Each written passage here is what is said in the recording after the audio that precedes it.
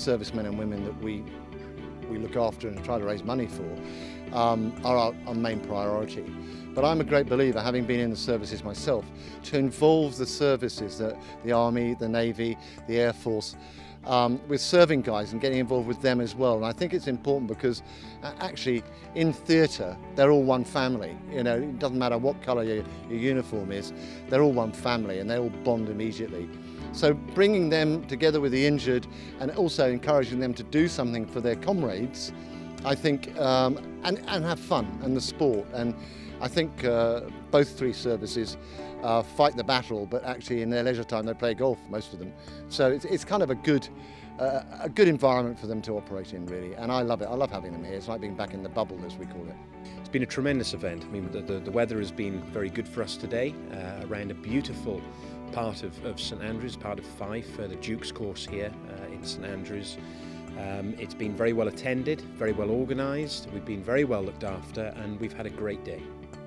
How important is it for golf to be involved with forces and these kinds of charities? It's very important. I mean, golf is a sport that really puts you in contact with so many different walks of life. It gives you discipline, it gives you, you need patience, and it has all the traits that certainly the military have on a day-by-day basis. And of course it's something that gives the opportunity for our armed forces, and in particular those that have come out of the armed forces, servicemen and women that may have come away with life-changing injuries, to sort of escape the day-to-day pressures of general life, really, to get out there into the fresh air and to face the challenges that is this great game of golf.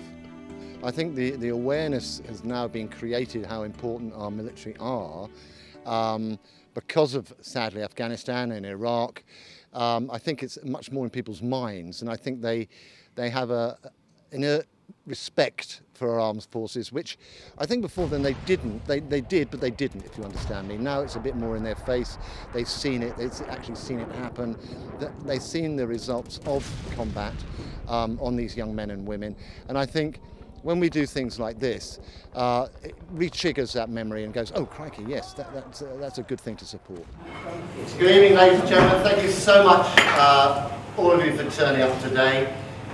We were little in numbers, but great in achievement, I think. Those drinks really stem from personal experience. I unfortunately had some circumstances which led to me turning to the Forces Charities, which weren't helped by the fact that I had an injury, which impacted on my career prospects. So the concept behind Heroes is to do two things. One is to help the charities by creating residual income from the sales of a product, but also creating employment opportunities for individuals similar to myself who are hindered by their injuries. So it's a very simple concept. You know, we see it on the television all the time. We obviously have huge sympathy for these people and their families. Obviously charities like this where you've got chaps coming back who maybe their lives are not quite as good as they would hope them to be. And I think, you know, it's a place for businesses, and certainly locally and Scottish businesses, to look after these people and maybe put something a little bit back into them.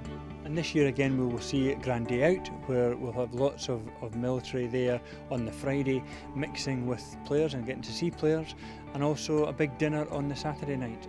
You must be looking forward to that. Very much so. Again, it's been a brainchild of Tim and Leslie. It's going to be a tremendous evening. It kind of bookends the initiative from 2010 to this year, where we have the Friday afternoon Grand Day Out visit, which happens every year at the Open Championship. But then on the Saturday evening we have this final dinner, which really is recognising everybody that's been involved in that initiative, not from the organisers but the individuals from the armed forces that have come to the Open, and to be able to sort of show how they have developed and how the Open and the RNA and Tim and Leslie have helped them on their path to recovery. So what does the Open Golf Championship get out of this kind of association? Well, it's a good question. I mean, the Open Championship and the RNA themselves are, as you can imagine, inundated with requests for support. When it comes to the military, it's a very easy decision to try and give back and to support men and women that have done so much for us as individuals and the country itself. So it's a very easy decision for us to accommodate these individuals and to put them on the world stage so that the great sporting stars, and not just sporting stars but celebrities that come to the Open, can really show our support and recognise what these servicemen and women have done for us.